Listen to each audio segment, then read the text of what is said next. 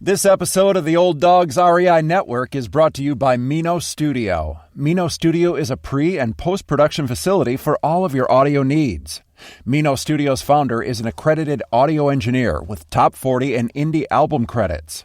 With over 30 years of music industry experience, Mino Studio can take your podcast from idea to reality.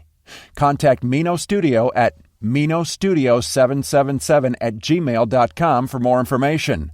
That's minostudio777@gmail.com. Hey, Jake, Gino, good to see you. I'm so excited to hear that you're on the Old Dogs Network. It makes me very happy, and I'm going to see this as an opportunity. And I wanted to talk to you about something. Quite honestly, I'm a little disappointed about you turning down my offer for the property on 42nd Street. You know which one I'm talking about. You know, I used to know your grandfathers in the old country, and frankly, I think they'd be rather dishonored if they knew that you turned down my offer for some reason, and I don't know why, because you know I don't like to be refused. So I'll tell you what, I'm going to make you one more offer. I guarantee it's an offer you can't refuse.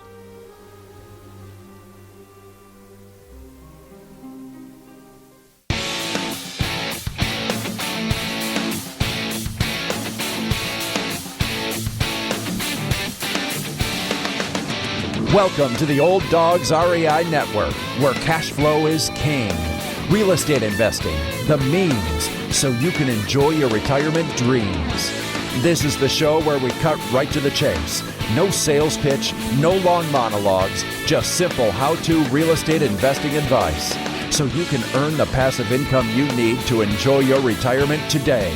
And now, your host and chief old dog, Bill Manassero. Okay, well, we are here with Jake and Gino, two guys that have an amazing business going, primarily focused in the multifamily arena. And Jake and Gino are really the first partners that I have interviewed or spoken to about real estate investing.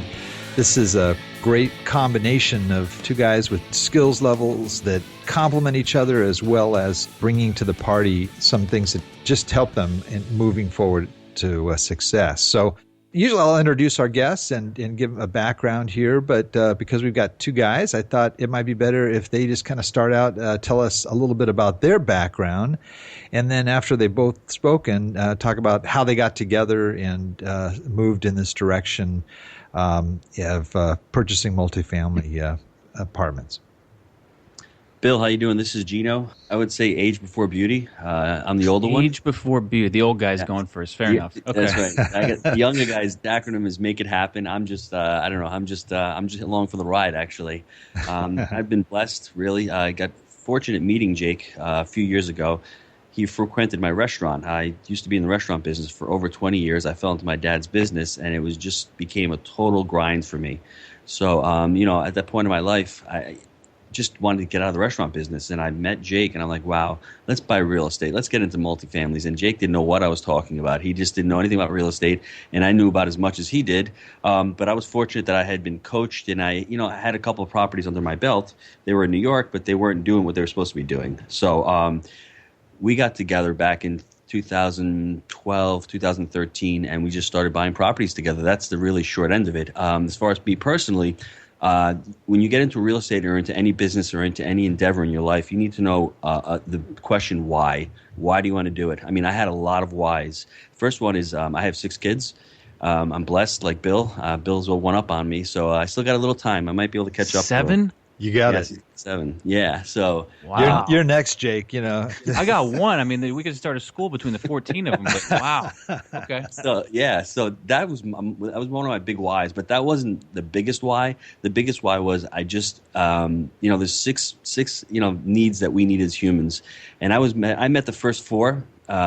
and certainty, uncertainty, significance, connection. I was missing the fifth one, which was growth, and the sixth one, which was contribution. And through Bill's story, the reason why I went down to Haiti, he was meeting that sixth need of contribution, and I wasn't. I just felt like I was stuck in a rut, and I needed to move forward. And I said, you know what? I need to do something. I need to create passive income. I need to generate wealth for my family. And I need to be doing something that I feel like I'm growing and contributing. And that's what led me to real estate. And hopefully by the end of this podcast, people on this podcast will be like, yes, real estate's for me. I can do it. It might not take me 6 months. It's going to take me a lot longer than that. But if I put time into it and I grind it out every day, little baby steps every day, by the end of the year, you know what? You're going to have one property in your belt, 2 properties, and then things start exploding. It's just called the compound effect. That's really the truth. And my why was all about just trying to get, financially free. I know it's cliche, but it was in 2011 I made a move. I was working in Westchester County. I was working for a top 3 pharmaceutical manufacturer, and getting into the business in 2006, I was like, man, this is the coolest thing ever. I was making it happen. I was going out there. The sales were great. And then things really tightened up, and the company really stopped promoting. I went through 8 layoffs, and I took a lateral transfer actually to Knoxville, Tennessee. And when I was in Knoxville, Gino and I had been talking about properties prior, and I just had more in me. I had more to contribute, and the 40 hours a week, I was a little bored. I said, I need to be doing something else with my time, and I'd like to be making some more money. So my first why was getting financially free and investing for cash flow, investing, for a return, and that was really why I thought people bought into real estate. And we'll dive into some of the other benefits down the road. But what happens is after you get in the game for a while and you start seeing the tax benefits, you start seeing the ability to refi properties and pull cash out. That's when the snowball really starts picking up steam and rolling. It really can transform your life. But I wanted to get financially free. I wanted to be able to dictate my schedule, and Gino and I were fortunate enough after 2 years to break into our first deal after a ton of rejection. And that's one of the things that people struggle with, is that it's getting that first deal done. I think that is the hardest thing for people to do. Actually, stay committed, stay in it long enough to get your first deal done. And then after that point, you get credibility, you start to see how things work, and then you can really grow. But until you get that first deal done, I think that's where a lot of people's shortcomings are, just the inability to complete the first deal. That's great. Now, did you guys start off with smaller properties? You start off with single family. How did you actually get started? Now, I know, Gino, your family had some rental properties. Yeah. Bill, I bought my first property in 2002. I bought a 3-family with my brother. Made the classic mistakes, overfixed. I paid okay. I mean, the property was okay, but I overfixed the property. I pulled some money out of the property that I shouldn't have. The rents, I didn't raise the rents as much as I should have. So that was my classic, basic mistake. Then I bought a commercial property, which was another mistake in New York. At the time I purchased it, I can go into this later. My biggest mistakes were that I didn't know the market. I didn't know the demographics, and I didn't read the economy, what was happening. So the market in New York is not favorable, especially for commercial. So that was the biggest mistake. I got into commercial, and I got out of commercial as soon as I bought that property. I told Jake, let's focus on multifamilies. So down in Tennessee, we just started buying multifamilies. Our first deal was a 25-unit deal. We call it a mom and pop. That's the term we use. We can go into that a little bit further. Basically, a property that's run by mom and pops, is deferred maintenance, motivated sellers. Stuff there's value to add to the property. And I mean, this property needed a lot of value, needed a lot of love. At 25 units, it cost $600,000. So it wasn't a deal breaker. We were able to get into it with 10% owner financing and 10% down. So we basically owned our first property, with about $80,000 net. With closing costs and everything, So I tell everybody, wow, where can you buy a property? Seriously, own an asset that has a value of $600,000 with only $80,000. You're controlling the whole asset. You're controlling all the tax benefits. You're getting all the cash flow. You're getting all the appreciation. So, was it hard? It was, because it took us a couple of years. The property was listed for over 2 years on LoopNet. It was a distressed property. These people wanted to sell. They were great people. They actually did some repair work before we closed. Could we have gotten it for cheaper? I think we could have, but the fact that we got into it, it was just great, because it got us the momentum. We started building a credibility kit after that, a nice business plan to show bankers and brokers what we were doing. So we had our niche. It was multifamily. We had a mom and pop. We had a business plan. We knew what we wanted to buy, and the property was cash flowing great. It took us about 3 years. We just refinanced the property last year in August. Got appraised at over $800,000, so we were able to extract about $160,000 in equity out of that property. So, I mean, there's not many businesses where you can put down 80 grand and pull out 160 2 or 3 years later, and have the property completely renovated and have it still cash flowing about $3,000 a month. So for us, some people, 25 units is a lot. Some people, it's a little. For us, we were totally comfortable because it was me and Jake and my brother buying this property together. Jake took his lumps. We managed it ourselves. We learned a lot about the property. It was, it was hands-on. It was like going to college, but learning. And you know what? I say to everybody, if you want to start small, that's a great idea, because if you make mistakes, they're going to be small mistakes and you can overcome them. And that's what we ended up doing. And let me break this down for the listeners, because the one thing they may be struggling with is that, okay, but what are the real mechanics? What really went into getting that $80,000 and getting into that deal? Because I actually I blew all my seed money. We were looking for 2 years, like I said, and finally I took my seed money and I went out and bought a house, because I was living, forever I was living in like 1-bedroom garden apartments. And I was saving money, and then this really great house came along, and my wife and I said, let's do it, so now guess what? I have like $15,000 in the bank or something, and now I need to come up with $30,000. No, it was roughly about 27 each. 27 each, yeah, the three of us. So a lot of people are like, well, how do I get in my first deal? So first you got to find the deal. This was a really good deal, even though it was a distressed property. I always say it's harder to find the deal than it is the money. Can I interrupt you just for a quick second? Yes. You also made a pretty crucial decision of you're going out of state, your first property. Well, I was already out of state, though, because I was in Tennessee. Oh, you were in Tennessee. Okay. Yes, I was already. Gotcha. Yeah, so I moved first, and we looked for about 2 years while I was working. Gotcha. And and it was the best move I ever made. I mean, but we can get into that in a little bit. But Bill, hold on a second, Jake. Bill, yeah. You are right. I would consider it sort of, I wouldn't say out of state, but when you're a first-time investor, it feels as if you're out of state, because we didn't know the mechanics of the market. We didn't know that the south side was great. We didn't know the east side was a place to stay away from. We didn't know the north side was so-so. And we didn't know the west side was just like the creme de la creme. We learned that after we bought our first property, unfortunately and fortunately, because it made us really learn the market. When we got into it in the beginning, Jake and I were just like looking at properties all over the place. We didn't understand. And we're so fortunate because this property is on a main drag. They're building a Walmart down the street from it. So what happens is you create your luck by working harder. The harder you work, the luckier you get. And we did get lucky in the property by buying it and then just having these things fall in place. So it's not as if we knew the market, because you can be out of market and know a market better than somebody living in the market, which people might not agree with or understand. But all you do is Google, you do demographics, you talk. You look for Chick-fil-A's if you're in the South. Yeah, you know where to go. So I would say that it was pretty much didn't know the market as well as we should have on our first deal. The second deal comes by, we're like, okay, this is now we're really gonna chunk it down. We're really gonna learn what rents are supposed to be. We're really gonna know what expenses should be. So it's that learning curve. It's that progression. It took us, after our first deal to start figuring out what do we look for in properties. And we love that market too now. It's like we got lucky on that one. When did you buy the 25 unit? What year? February 2012, and just to expand a little bit more on that, I was going to break it down a little bit of how we actually got into it, because I think I had 15,000, 20,000 or something maybe at that. But what I was able to do is I was able to borrow against my 401k, and that's where I was able to get the cash from. And looking back on it, I was actually glad that I was putting money in the 401k at the time, because it created the savings. People are like, well, you don't want to borrow against it. I don't want to have anything to do with the 401k. I have a 401k, and it's the 700 apartments we own, and it's the mortgage paid down on them every month. And so I'm not a big fan of the 401k, but it provided me the equity at the time to extract and actually get into that deal. So. Oh, great. So you also got the seller to carry some paper or something? Yes. 10%? Half of our down payment, yeah. Now that's pretty impressive for deal out. How did you position that? Well, Bill, it was pretty easy for us, I think. We got lucky again. We had a broker who understood what owner financing was, and he actually mentioned it to us. 98% of the brokers out there say you can't do that because they're stuck in a box. There's no creativity in real estate. When you find somebody who's creative and wants to think outside the box, you grab onto them and you latch on to them, do whatever you can. because it's very difficult to find people. You're going to hear you can't do that over and over and over again. Yep.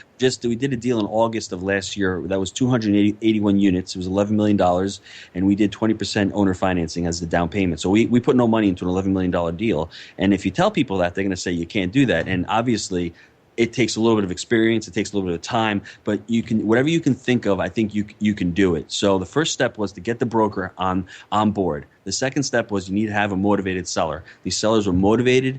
They wanted to get out of the deal. And the third thing was the bank actually knew the property, and the bank that was financing this deal was the seller's bank. And they said, you know what, this property is doing so great right now. There's no chance really of you guys defaulting. We know their numbers. We know what they're doing. So we had the cooperation of all three of those guys. And when you owner finance, you really, as the buyer, you really need to educate the seller and tell them the benefits of it. Say, listen, you're going to be getting a residual check every month. You're going to be able to defer some capital gains because you're not getting the full lump sum. And these people had enough money to live, but you know what? If they're going to get an extra $500 or $600 a month check, that's great. So you have to start out with the motivated with interest. seller. Yeah, and they're making money on it. And the one piece that really tied it all together was, and Gino touched on this a minute ago, was that we have a pitch book. So we had a complete business plan when we sat down with the bank to show them exactly what our underwriting looked like, to show them exactly how that they were going to get their money back, how we were going to run it, what our plans for renovating was. So they were excited to see that we were that detail oriented, and they felt they got a comfort level with us because we were showing them this is what we're going to do, and they don't see that often, believe it or not, in these smaller deals. Was it a local Tennessee or sort of portfolio lender? Local community bank. Yeah. Okay, great. And Bill, that's the other thing, Bill. The other thing was we got crappy terms. I mean, for our first deal. Yeah, definitely the worst terms we've got so far. We had a 20-year amortization. We had an interest rate that was probably a point above what the going rate was. But you know what? We had a 5-year balloon on it. So I mean, we were just thrilled to get into it, and we didn't know what commercial loans were really out there. So we basically refied it with a 25-year amort. The interest is about 1.25 less. So when we refied it, our payment basically stayed the same. But this is I'm trying to stress is you're going to make a lot of mistakes on your first deal. There's just no two ways about it, because if you've never done something in life, that's how you learn, by making mistakes. But if you don't make those mistakes and you don't learn, you're still going to be stuck at point A. So, I mean, you just got to get out there and make those mistakes and learn from those mistakes and just move on. And, good things happen. That's what happened to us. We actually refied the property. We created the value. We forced the appreciation by increasing the income. We decreased the expenses. We made it a nice little community. The bank recognized that, and that's what happened to that And it property. got us in the game. We were off to the races from that point. That's great. And when did you refi? So you bought it in 2012, February 2012. Do you know when you refi? Summer of last year. I don't remember which month. Maybe in August. Okay. Yeah. So you had at least 4 years, or pretty close, right? 4 years of... and that took us a long time. 3.5. That was our longest one, yeah. Yeah. Yeah. Okay. Yeah, we did a refi on a property that was 136 units. We took us about the problem with that property was we had just increased the revenue so much in within 8 or 9 months. We had bought the property. It was only generating $53,000 a month, and Jake did an awesome job of managing, controlling expenses. By the end of the year, 10 months later, the property was generating over $80,000 a month in revenue. I mean, and we didn't really do that much as far as fixing up, just, a lot of the repositioning with the tenants, and the bank was just not willing. They were just incredulous. They you can't increase the revenue that much, and obviously you have the operating numbers. So it took us a few more months to actually get that one refinanced out, but it took about 18 months total. So banks wants to see at least 6 months of P&L, but these guys were just so incredulous that we were able to raise it from 53 to 80, and now 3 years after we bought it, we're doing over $90,000 a month in revenue in this property. So that's just how you create wealth and value in real estate. Yeah, that's great. Now, is your focus on buy and hold, or do you turn the properties over in 3, 5 years? What's your focus or your model? It's definitely buy and hold. We have a 3-step repositioning process. We're looking for things that have not the prettiest, but are structurally sound. And we will basically, and it is buy and hold, but we like to refi it out. So pretty much what we'll do is we'll go in and we hope there's some vacant units, because a lot of times with these mom and pops that we buy, the vacant units are under rented. So we'll fill the vacant units at market rent. That's typically step one. Then what we'll do is we'll implement a water build back program, because all of the properties we bought 90% of them have not had water bill back. The owners are paying all the water bills. So we'll bill the tenants back for the water. And then about a year later, we'll go back through and we'll start raising the remaining people up to market rates. And a lot of people get, well, if you raise someone's rent, they're going to leave. Not if you're fair about it. If the rents are in the market $800, but they're charging $600, and you raise them to $800, well, they're not going to go somewhere else because that's what the market is getting at that point. And that's how we've gone from $53,000 a month to over $90,000 in revenues. And then at that point, when the property is fully stable, then we'll typically do a refi and extract most of the the cash that we put in out, and then roll that in the next deal. Gotcha. Jake had mentioned RUBS. It's called Ratio Utility Billing. Right. If anybody's unfamiliar with that, just go onto a website called NWP. That's the name of the company. They have great resources, great information on how to perform RUBS, because that property had 136 units. So we ended up collecting $30 per unit on that. You can see how much revenue you're going to generate, about $5,000 a month just in bill back, and annualize it $60,000 a year at a 10 cap. You're talking over $600,000 in value just from billing the tenants for something that they should be paying. Yeah. Water consumption is going to go down because all of a sudden they know they're on the hook for it. So it creates a ton of value. And as far as rents, we like to use a company called Rentometer, rentometer.com, to check market rents. What we do also is we'll Google properties. We'll Google our property and we'll look at all surrounding apartments. We'll go onto apartments.com, see what market rents are. And it's amazing. Tenants know exactly what they should be paying. So if you raise the market, they'll call a couple places, but they'll know exactly what they're paying. So when you do raise these rents, though, our motto is modern affordability, and we need to add value. So if we're going to start raising rents, we need to have, power washing. We do the painting outside. We'll take care of mailboxes. We'll stripe the parking lot. Everything we'll look up to snuff. They will see value for value. We're just not going to go in there, be slumlords, and just start raising rents. We do, do all these value adds, laundry machines, common areas. Everything's taken care of. So when they do see that, rents are going up, they're going to pay for service. People want to pay for something.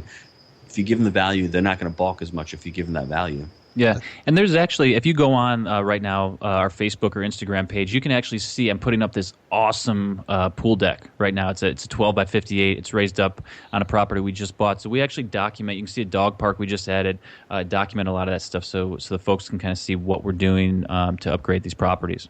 Do you do a lot on the units themselves? Yeah, the units themselves, typically what we'll do is we'll check the flooring, see what kind of condition it is. If we need to, we'll go in with a vinyl replacement, a wood look vinyl replacement.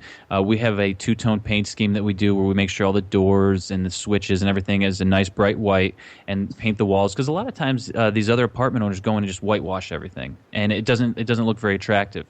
So we'll do that and update the light fixtures, anything that we can to just that's affordable. We go in and just try to modernize the interiors. It's on a unit by unit basis. There's a great company we started using recently, Resurfacing Solutions. They'll go in and they'll actually take old beat up Formica countertops and make them look new, and they put a sheen on them. They almost look like stone. So we really care about the quality of the product that we're putting out there, especially if we're going to be bumping the rates on it.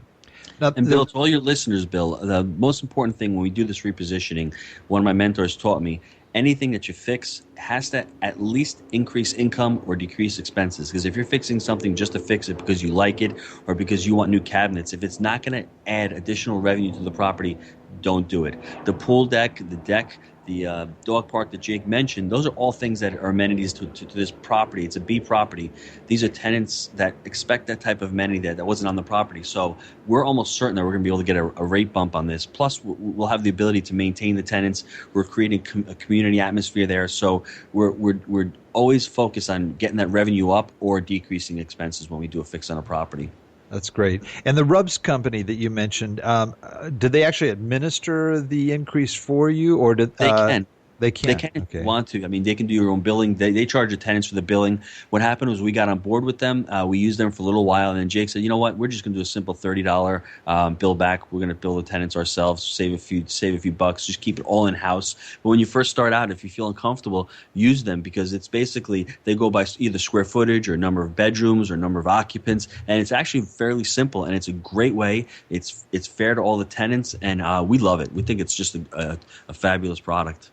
That's great. Now, what about property management? Do you guys manage your own properties, or do you have an outside? Yeah, no, we actually started our own management company, and I think we have 13 employees right now, and it's been a lot of fun. We've really scaled the business up from the beginning when it was just the one little property. We had the resident manager, and that person's actually still with us, and they've been with us since 2012, and just grown the business. And we've really worked on our systems and working on the accounting end of it, the leasing end of it, the maintenance end of it, and that's what been really fun for us to build that out over the last few years. And we have some really great folks with us now.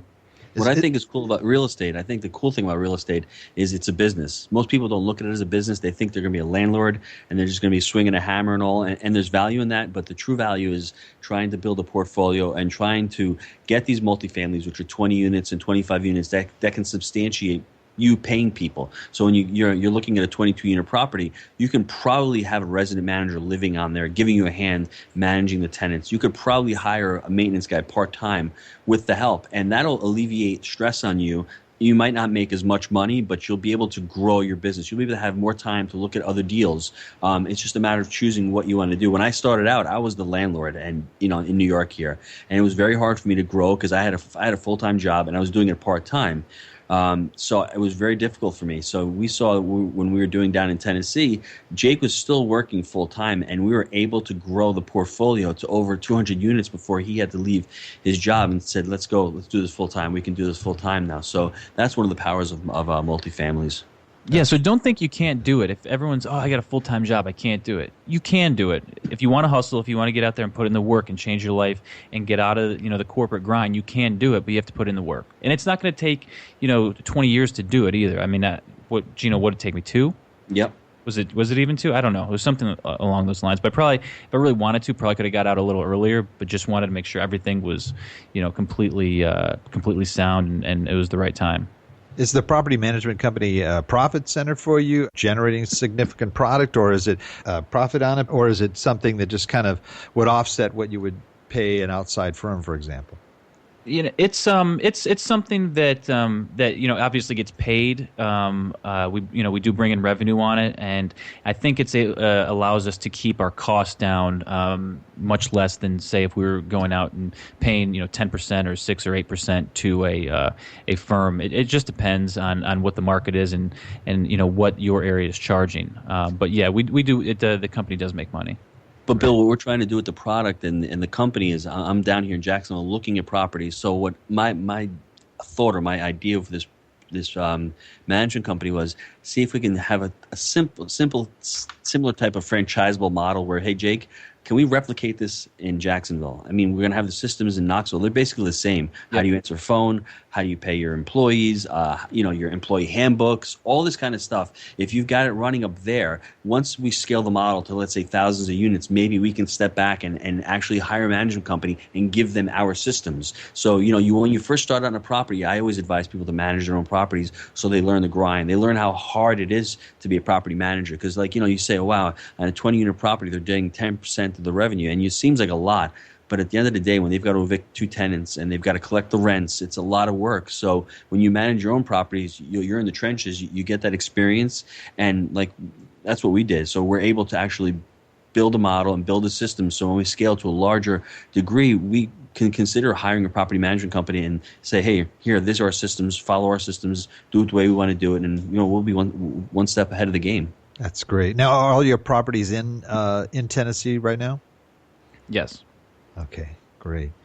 You guys also have a book that's an Amazon bestseller called Wheelbarrow Profits. And I thought, just take a moment. I know that your approach and your strategy is really outlined in that book specifically.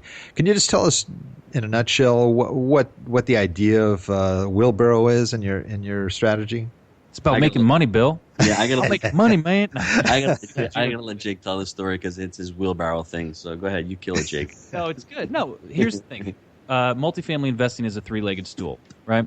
It comes down to buying right, managing right, and financing right. You get those 3 things correct, you're going to be golden. And so I was looking at it one day, and I'm a landscaper. I like getting out in my yard, doing the perennials, doing the annuals, and really, I'm just a competitive guy, and my community does Yard of the Month awards, and if I don't win it, I get kind of crazy. So, I got to compete and win that every year. I'll send you a picture, Bill, when I do win it this year. I think in June, but we'll see. We'll post it on our website if you do. I appreciate it. So I'm thinking, okay, we know it's a three-legged stool. If we buy right, manage right, and finance right, we know we're going to be successful. So I was literally in my garage looking at Wheelbarrow one day, and I'm like, this is so funny because we want to buy right. Well, that's fixed. That doesn't change. Once you buy, the price you pay is the price you pay. We want to buy right. We want to buy in actuals. We want a 10% cash-on-cash return. We're going into these things. Our initial thought, we want to make sure we generate cash flow from day one. And then you look to the wheelbarrow. It's managed right. The wheel's constantly spinning. Wheels are moving, and that's the management part. The management part is ongoing every day. You're getting in there and grinding. And then the other leg of the wheelbarrow we looked at is finance right. That's another thing. We like fixed long-term loans on these properties. We want fixed rate long-term loans, non-recourse. So that's what goes into the finance right portion. And throughout the book, we've built out systems for each pillar of the wheelbarrow to talk about what we do to try to ensure success of the business. And we really like the framework because I think it's an easy yellow brick road for people to follow.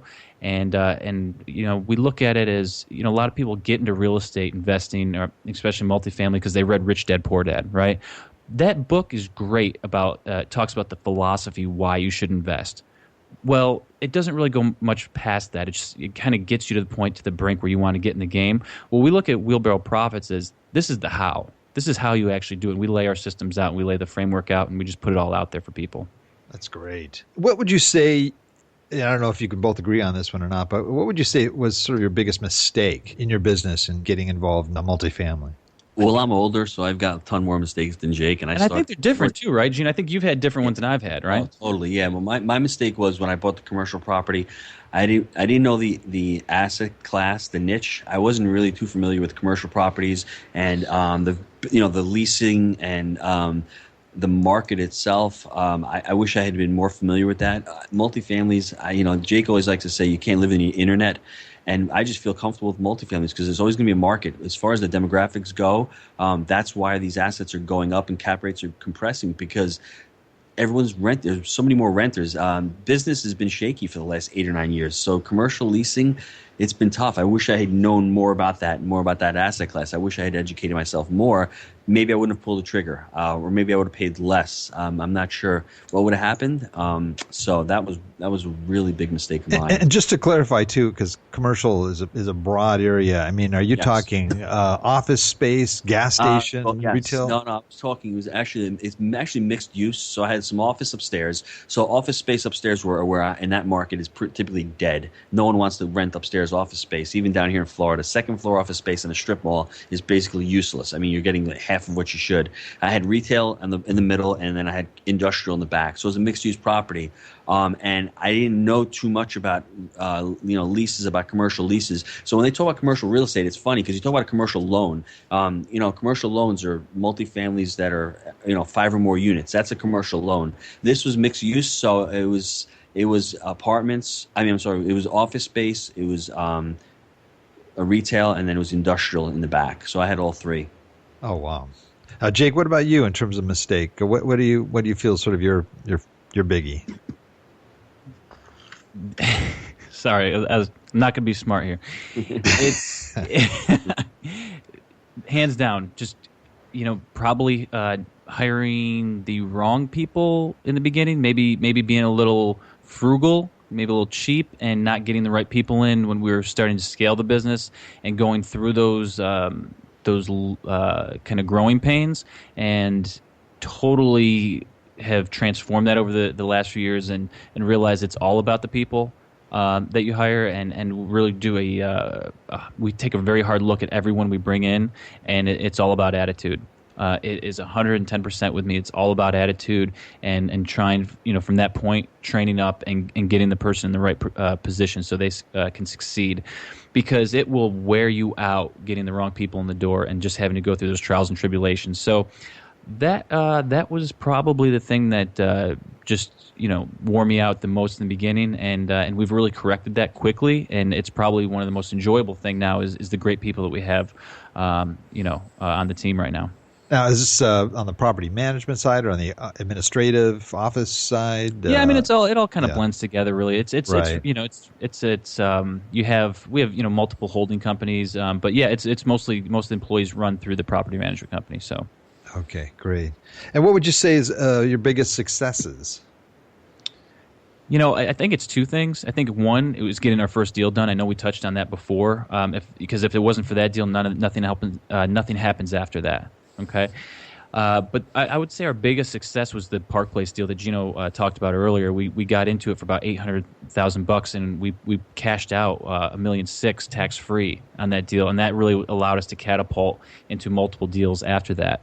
So that was really when the repositioning framework really became clear to us. We really started identifying we want blue collar niche tenants, and we buy mom and pop properties. So the whole framework came together around that deal, and then that really transformed our business. And you agree on that, Gino? I do. I think we had another big one though too, Gino. If you want to talk about the Jeff City deal. Yeah, I mean the next one was I'd mentioned previously the no money down deal, the 281 units. That deal we bought it. It was $11 million. The way we got it was just amazing. It was the same broker. The guys wanted out. Another mom and pop. So people think, oh, mom and pops have to be these little rundown properties. Well, not really. I mean, this was actually a pretty well-maintained property. It was a portfolio owned by a family. Great family. They just wanted out. They'd gotten old. They wanted to retire. It was a typical property that a REIT, real estate investment trust, doesn't want to buy because it's still spread out in the city, and it's just not one of those nice shiny A assets. But for us, it was right up our wheelhouse, and banks didn't really have to take a chance on us because if we crapped out and we didn't pay, the owner was just going to take the property over. So the banks knew our business plan. They were confident with us. We had bought the property; it was generating $140,000 in revenue.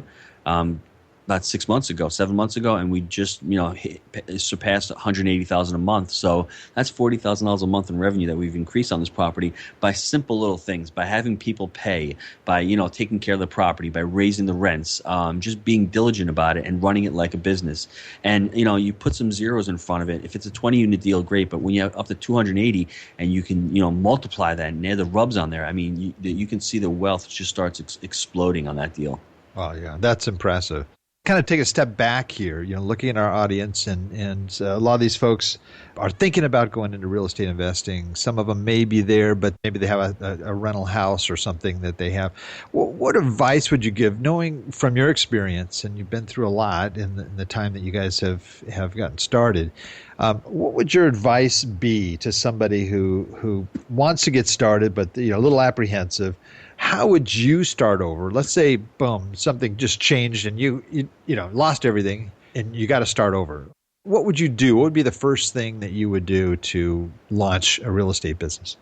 It depends on somebody's age. If you're, middle age, if your kids are out of the house or whatever, and you just want to start over, I really would consider getting a real estate license or working with a real estate broker and saying, listen, I want to learn the ropes. You have to immerse yourself. You have to surround yourself with people that you want to mirror. So if you want to get into the real estate business, you start working for brokers, you start getting out there and hitting the pavement and start networking with these people. Go to real estate investment clubs, real estate investment associations, go to those meetings, start meeting people. The next thing is just choose what you want to do. There's nothing wrong with fixing and flipping. Jake and I don't want to do that, but if you need to start out and to make a little bit of cash in the very beginning, there's nothing wrong with fixing a house, flipping it, making that money, and then turning it over to a buy and hold. If you've got a little money, really immerse yourself, really educate yourself and say, hey, let's look for a partner. Jake and I, our partnership has allowed us to really explode our wealth, and it's just transformed our lives because we're able to, lean on each other when something goes wrong. We just had a problem with one of the properties. Jake's on the phone with me. He can talk to me, discuss with me. He has another ear. So if you're looking for a property and you only have $20,000 and you need $100,000 for a down payment, go out there, show people your credibility. If you can only get 10% of the deal, 10% of a deal is better than 0% of a deal. But at the back end, if you want to manage it, you can charge management fees, but at least you can get into a deal. So think about partnerships. I think partnerships is a great way to get into a deal. But I really stress just getting educated first. That's great. Yeah. I think there's an overarching theme that I like to talk about as well, and I always say that education times action equals results. So you're going to have to get educated in the beginning. There's no doubt. Gino was more educated than I was. I was more of just hey, let's do this. I'm going to kick down some doors and we're going to make it happen. And so we paired really well together. But you got to get educated, but you can't just sit on the sidelines. After you get the education, you got to take action, and then things will start to happen. I think there's a few qualities that have really helped us. We've been scrappy. We've been resourceful. It's not going to be cookie cutter easy. It's not going into the store and paying $1 for something and getting something in return. You got to find ways to be creative and really just, like I said, I wear this out, but I say you got to make it happen. Just figure it out. You got to make it happen. And Gino touched on it before. The partnership is a way to find people with maybe some opposite skill sets, but also have the same vision as you. If they want to buy multifamily, then that's going to be a good fit. If they want to create long-term cash flow, that's going to be a good fit because it's going to enable you to do more quicker. Great. Looking at your properties, it looks like you have a very specific profile that you're looking for. Can you kind of break that down for us? How do you define that ideal property that you're looking at? Well, we sort of fell into it. We didn't know what we were looking for in the beginning, but all of a sudden we just decided that we wanted to go into properties that really needed a value add component, because you can't buy something and just expect it to go up without creating value. So we coined the term mom and pop, and that's what we really focus on. That was our niche. And what's great about it, when you focus on a niche like that, you really drill it down. Brokers know what you're looking for, so they're going to come to you with the deal because you're the one who's going to close. You've done these deals before. Most of our properties are B to C. The last property we bought was a B property. About 35 years old, but the tenant base and the location made it a B property. The majority of them are C properties where we are in our market. Working class people. 30, 35, 40 years old. We like garden style apartments, obviously. And Jake touched upon it, that 10% cash on cash return. We really strive for that. We really want to buy on actual numbers. A lot of the brokers nowadays are doing what they call underwriting. They're underwriting the deal, and that doesn't make sense to me, because just give me what the deal is doing and I'll let you know what it's worth. And they don't want to do that because they know that these properties, there's so much value in the properties. They're trying to build in the value. One of the brokers the other day told me, well, just tell the bank that there's six units that are vacant. But I don't care. I don't want to tell the bank. They're claiming that they would generate an extra $4,000 a month, but they're not generating that money. So to me, that's important, that you need to buy in actual numbers. Are you looking at something undervalued? No, they're overvaluing it, and they want to basically promote the Proforma numbers to the bank as actuals. And this is where people get a little crossed up in the beginning because the brokers may be pushing something on them, and I don't want to bad talk brokers or anything, but in the beginning, it's if you don't have much credibility or you don't have many deals under your belt, brokers can be tough to work with, and they're going to make you feel like you got to sell them and prove yourself to them. And then as soon as you get some property under your belt and you show that you're a closer, it starts to change very quickly. And you just can't take the pro forma numbers as actuals. If they show you something, you need to verify it. Let me see it on the tax returns. Let me see it on a P&L. Let's see what they're actually doing, and not base your underwriting or projections on something that could be. You want to know what it's actually doing today. Gotcha. And when you work your numbers, what cash on cash numbers are you looking at? 10% cash on cash return is really like the thing that we focus on. We want at least a 10% cash on cash return. Usually, if we get that, it's usually gonna line up with at least an 8 cap. Okay, gotcha. And that's a problem down here, Bill. In Jacksonville and Florida, for a B property, cap rates for B in a decent area are 6.5. I mean, we just bought one in Knoxville. It was an 8 cap. So I mean, you can see the amount of value that we're buying in Knoxville as opposed to Jacksonville. So people have to really know their markets and know what cap rates are selling for in each market. So and then base it on, are you willing to only get a 6.5% return on your property as opposed to 8%? That's a huge difference. So that's one of the defining factors. And also the other number we like to look at is a debt service coverage ratio. You want one at least a 1.3, at least 30% above what the mortgage payments are, to really make it safe for you as an investment, so you can pay all your bills and have something left over. Yeah, and I think most banks are probably looking at 1.2, 1.3 yep. in Well, that area. It's crazy. And that's the other thing. When times are going crazy, you got the wild, wild west, that number drops to 1.1. So banks are, and that's what happened back in 07 and 08. All the smart guys knew what was going on. When the banks start, loosening those criteria a lot, then you know that something's going on, and it's almost time to sell. And how do you guys find your deals? We hunt. No, we got our first deal through a broker relationship. But the great thing is now that we've gotten our pitch book out to so many of the local brokers, there's really 5-6 guys in this town that are really dealing multifamily in Knoxville, and so we know them all personally, and we've gotten our pitch books out to everybody. So when they see something that fits our criteria, they bring it to us. I every once in a while I'll go on and I'll search LoopNet for something that's been on there for a long time, because usually you can find value there. And we have a local area association of realtors that we go on, but it's typically at this point done through relationships. Are you looking to expand it into any other markets? Trying to get Gino to buy one in Jacksonville. What are you doing, bro? You gotta get something already. Come on, man. I just got to go, and that's a hot area right now. It is, and that's the problem, because there's job growth. So that's one of the things you want to look for when you're down here. There's job growth, there's household growth, because you want households to grow, because they're the ones who are renting. You got a lot of millennials down here. You have a lot of universities down here. I mean, Amazon's coming down with 1,500 jobs.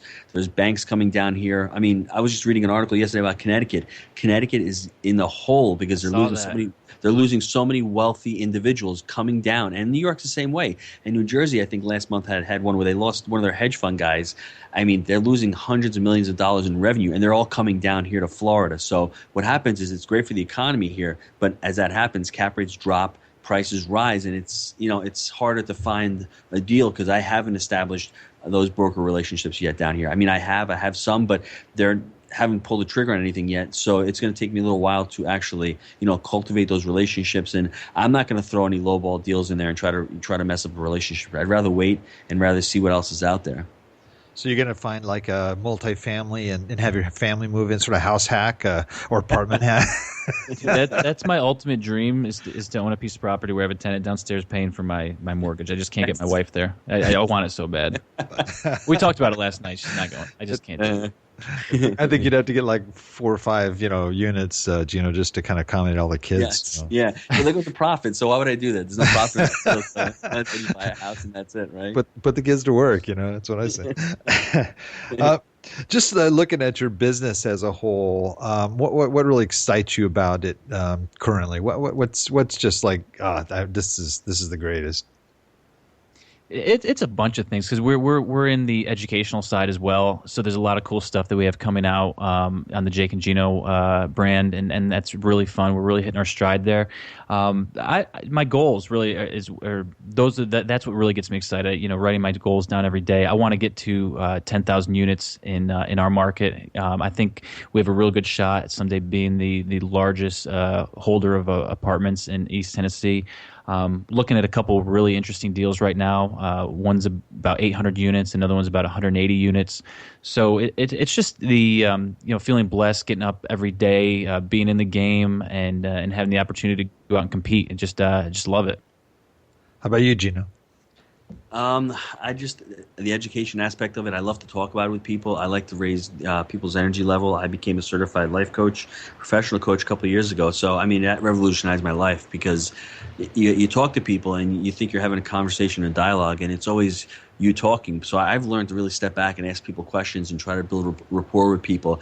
And, life, I think, is all about relationships and being able to talk to people and enjoying other people's company and being able to bond with them. And that to me, what drives me. If I don't talk to Jake at least 3 times a day, I feel lonely. It's like I'm having Jake withdrawal. And it's funny. I drove down here from Florida a couple of weeks ago, and he's like, "Dude, I haven't talked to you in 2 days," because I was stuck in a car. So that to me really inspires me. I want to inspire people. I love you, man.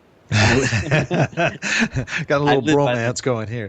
I live by that mantra, you learn, do, and teach. So, I learned how to do it, and then I went out and actually did it. And now I think Jake and I have that responsibility to teach others about financial freedom, and I want to teach my children about it. And I think that's where the new generation really has to learn about being financially free. And then once you're financially free, that burden is off you, and you can really, get motivated, and you can really grow and really contribute to life. And you really hit on a key point there, Gino, in that this is a relationship business. It really is. You've got not only the people that help you get there, the brokers, the bankers, and so forth, but you've got tenants too, and you've got even though you may not be dealing with them one-on-one on a regular basis, your company is reflected by how well that property is managed, that community is managed. So, right. You really hit on that. That's great. looking ahead, in terms of the future, you guys do things other than just invest in property, and maybe you could just kind of tell us a little bit. For example, they have a podcast, a great podcast that they do. What are some of the other things? Well, we have a really great product coming out actually next month on Kajabi. It's a business in a box. It's your multifamily plan in a box. It's great. It's got about 40 instructional videos. We did our own software, so this is going to be the best template out there for underwriting. Basically, you put in your financing information, what the rate is, what the term is. You then go in and put in what's the income for the year, what are the expenses, what price do you want to pay, and it just spits everything back out to you on one page. It is the coolest software. It's proprietary. We did it ourselves. We got some budget calculators on there. We have a whole suite of crucial documents. What a typical lease looks like. What operating agreements look like. Everything that you're going to need to run your business. We give you examples so you can then go back to your team, create your own stuff. There's a bunch of ebooks on there. We give a copy of the Wheelbarrow Profits book. There's a home study book, and we're going to provide biweekly basically question and answer calls. So we've been working on this for a long time, and we're hoping to have it out sooner. But we want to get it right. We want to put out really quality stuff. So it's going to be really fun, and we're gearing up for that. Oh, that's great. When you do that, make sure you send me a notice on that. That's the kind of thing that I would love to be able to share with others too. That's fantastic. Free for you, Bill. Hey, gosh, man, I appreciate it. Just for 2 weeks, though. Oh, is it one of those things? You get all of a sudden everything shuts down. Hey, man, we got to hook you, man. Wait, I was right in the middle of getting these numbers together. I got a banker waiting. No, no, I'm telling you though, the software is awesome. You're gonna love it. This is great. Well, we're in our wrap-up section here, and in this, I just ask you a series of real quick questions, and you just give me your answers. Who wants to go first? Gino, you go first, and I'll piggyback on. Okay. All right. So, Gino, favorite real estate book? I have a ton of them. Dave Lindahl, Gary Keller. I would talk T. Harv Ekers on there. Give me a book title. Well, other than Wheelbarrow Profits, I would say I really would go with Dave Lindahl, Multifamily Millions. That was and he's got another book called Emerging Markets. Two fabulous books. All right, great. Jake? So I lean on Gino because he's read every real estate book. So he is the encyclopedia of real estate books. So I just ask him and it's good. I think I've read a couple of real estate books, and the one that really sticks out is Fixer J. DeSima, Investing in Fixer Uppers. And Gino got me onto that one, and it took me like 6 months to read it because I like the audiobooks, and it's a little easier with that. But so I'm throwing out the old school Fixer J. Yeah, you need awesome. Longer commutes for your audiobooks, I'm riding my bike. I'm listening on my bike now. Oh, there you go. All right, favorite business book? I have a few. Everyone has to listen to Brian Tracy. Brian Tracy's awesome. Yeah. Zig Ziglar, John Maxwell. I love a book called Traction by Gino Wickman. It is a business book to build your systems. And I also love The E-Myth by Michael Gerber. Those are two fabulous books that are business books. They'll transform how you look at business. You're working on your business, not in your business. Love it. I'm wearing Traction out right now, and definitely using that to grow the property management side of things. Some people may not consider it a business book, but hands down for me, it's Atlas Shrugged. Awesome. Most valuable website, not counting your own, to you for your business? That's a tough one. Most valuable website. I would say Facebook. I mean, Facebook and LinkedIn. I don't know how it has to be Facebook. Yeah. Use that a lot in your business? Oh, yeah. All the time. Great. How about favorite app? Snapchat. Get me on Snapchat, Jake and Gino. Love me some Snapchat right now. That's great. I'm not an app guy, so I use MapQuest for GPS. Other than that, what's an app? Sorry to disappoint on that one. That's okay. And here's the big one. If you had to start over, knowing what you know, and you only had $1,000, what would you do to launch your real estate investing business? I mentioned it earlier. I would really go out and get my broker license and work underneath a broker in real estate, like get a mentor and provide value to the mentor. Don't shadow him. Don't follow him around. He wants coffee, you get him coffee. He needs comps, you get him comps. You do whatever you need to do to get into the business, to work with somebody who's a really good producer, and you really want to mirror. So if he's selling commercial property and you want to get into multis, you go to him. You do whatever you need to do to get in front of him and follow him for a couple months and start from there. And then look for partners. And then once you find a great deal and you can explain the deal, that's why teaching is so important, because when you learn how to do something and you're teaching it, you can actually explain it in simple terms to somebody. You know, Jesus said his apostles, they were fishers of men. When you can actually talk in those terms and explain a deal to somebody on a napkin, then you've got it. Then you're there. So that's how you have to start. That's great. Jake? Yeah, I don't even know if this works with the number-wise, but I'm going to give a shout-out to Dr. Neshawat. Was pretty much my first real estate mentor back in New York, and this guy, he is just the man. He got me really excited about real estate. He told me that's the place to build wealth. His advice for me was go out and get a duplex, rent out the other half. He did it. I never did it. I'm still kicking myself, but... So listen, there's those 3%, what are they, FHA loans that are out there? We give you something for 3%. Partner up with somebody, do what you got to do, take the $1,000, get 3% down on a duplex, live in one side of it, rent out the other half, and then launch your career from there. You got your first tenant, and maybe enough to get into a deal. Great. Wow. Well, good information, guys. Really appreciate it. What is the best way for folks to get a hold of you, to reach you, to find out what you're doing? Get us on Facebook, LinkedIn, Instagram, Twitter, Snapchat, jakeandgino.com, email jake@jakeandgino.com or gino@jakeandgino.com, YouTube, Google as well. We're trying to be everywhere. We're doing it. So. Great. Well, this has been a fantastic show. Man, there's a lot of information, and certainly hope that folks will not only listen to it, but take notes when you can. That's what's kind of tough with a podcast, isn't it? You know, usually you're riding, running, or on the go. But this has definitely got some great info. All of the links you guys have said and books and so forth will be referenced in the show notes for our guests. So they'll be able, as well as your contact information as well. So, boy, I can't thank you guys enough. You know, I want to introduce you. I didn't give your last names. It's Jake Stenziano and Gino Barbaro. And I hope I did that right. And we got Bill Manassero over here. This is kind of like the mafia real estate here getting together. So, but we really enjoyed having you on. Syndicating.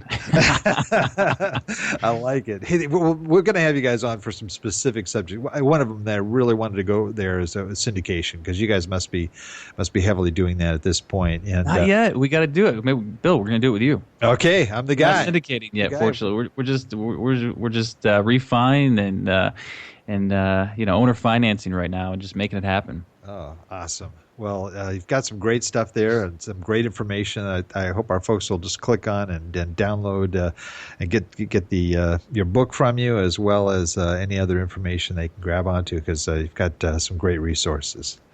Thanks, Bill. Had a great time. Yeah, same here. You guys are going, man. You talk so fast. It's great, because we got so much more in there than I would in a typical guest. If you had somebody from California, we would probably. And there's two of us, man. Double the trouble. This is amazing. It's like a double barrel shotgun. That's how we do it. I love it. I love it. Well, thank you guys so much, and we'll be looking forward to hearing more from you in the future. Wait. Oh, wait. You know what? Come on. I'm waiting for Gino here, because I know we were talking before the call. I know, and I don't. I want to put Gino on the spot right now. I want to hear it. What? Yeah, this is really what makes the show different, and we are the Old Dogs REI network, and anybody that's lived anywhere has heard an old dog. Maybe it's a hound dog, maybe it's some dog. You live in New York. There's dogs everywhere, right? Bark in the middle of the night and stuff. But we're looking. We're looking for both you guys. I don't know if you want to do this together. No, Gino, you got to take the lead, bro. What do you got? Okay, Gino's going to give us his best old hound dog howl. Okay, are you ready for this, Gino? I'm ready. All right, here we go. Drum roll. Whoa, are you serious? That's it. Come on, more enthusiasm. What do you got? Because you bring it. Okay, now together. Ready? 1, 2, 3. Oh, God. Sound like a maternity ward here. Okay, no, that's that's all I gotta say. There's no one in this room. Well, thank you guys, man. What a kick this has been, and looking forward to hearing from you. And we'll be staying in touch. Thanks, Bill. Thanks, Bill. Thank you, and everybody listening. Make sure you go to their website. Some great stuff there.